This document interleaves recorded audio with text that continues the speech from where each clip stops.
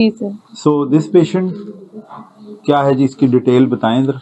Sir, this patient presented to us in emergency with the complaints of and signs and symptoms of acute appendicitis. Acute appendicitis का patient था। Yes, फिर sir. Sir, but the lab showed some derangements in the जब LFTs post as well. Operatively या पर operative pre operatively ही हमें जी, पता sir. लगा कि कुछ डिरेंजमेंट हो गई हैं। जी, these sir. Derangements are number 1 है Sir, LFTs deranged LFT derange थे। क्या था? ALT और bilirubin levels एएलटी और बिलिरुबिन ज्यादा था जी, और और TLC count TLC count markedly raise था 40,000 47,000 और वो कितना था अपना जो है एलएफटीज कितने थे? सर मुझे एग्जैक्ट लेवल्स याद नहीं है लेकिन एलिवेटेड 3 बिलिरुबिन था और अल्कलाइन फास्फेटेज भी रेज था। और क्या फाइंडिंग थी?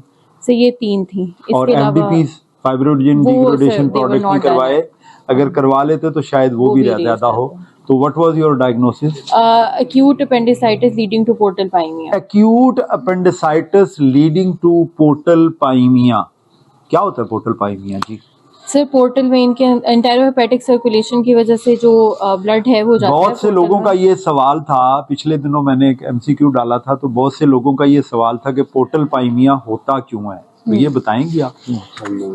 सर जो पोर्टल एंटेरोहेपेटिक सर्कुलेशन जो एंटेरोहेपेटिक सर्कुलेशन है उसके जरिए से कोई भी इन्फेक्शन अगर वो चली सेंड जाएगी कर जाता है इनटू द पोर्टल वेन फिर और सर उसके अंदर माइक्रो एब्सेसिस बन जाते हैं। जो लिवर के अंदर there are micro abscess formation, अगर आप सीटी करवाएंगे तो आपको पता चलेगा देयर आर माइक्रो एब्सेसिस। जी सर। ठीक है, और क्या चीजें होती हैं इसके अलावा? सर ये मुझे यही पता है। हाँ, इसके अलावा जो चीज है डी डाइमर करवाएं तो क्या होगा? वो भी रेज आएंगे। डी डाइमर भी रेज होंगे।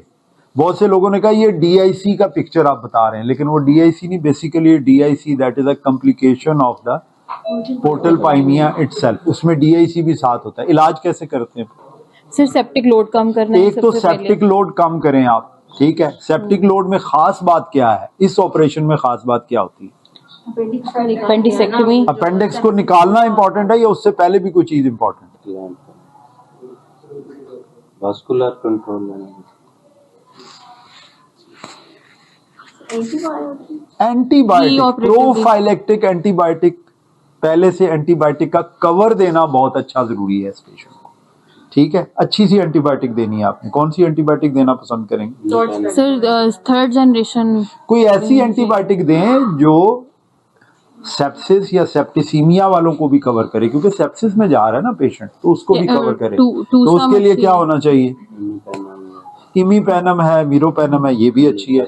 टेंजो। देखें, दो जो चीजें हैं जो कि इसकी इन्फेक्शन में इन्वॉल्व होती हैं, एक होता है ग्राम नेगेटिव और एंड नंबर 2 इज एनारोब्स। तो कोई ऐसी चीज दें जो दोनों को फ्लैजिल दें और साथ आप थर्ड जनरेशन सेफ्लोस्पोरिन भी दे सकते हैं। ठीक है, या आप ग्राम नेगेटिव के लिए जैसे अमिकासिन, जेंटासिन, ये वाला सॉल्ट भी आप यूज कर सकते हैं।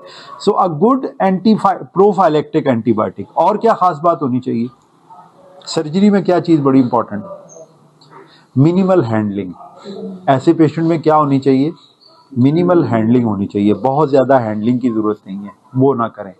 ठीक है, अगर फ्लैगमॉन बना हुआ है तो क्या करें?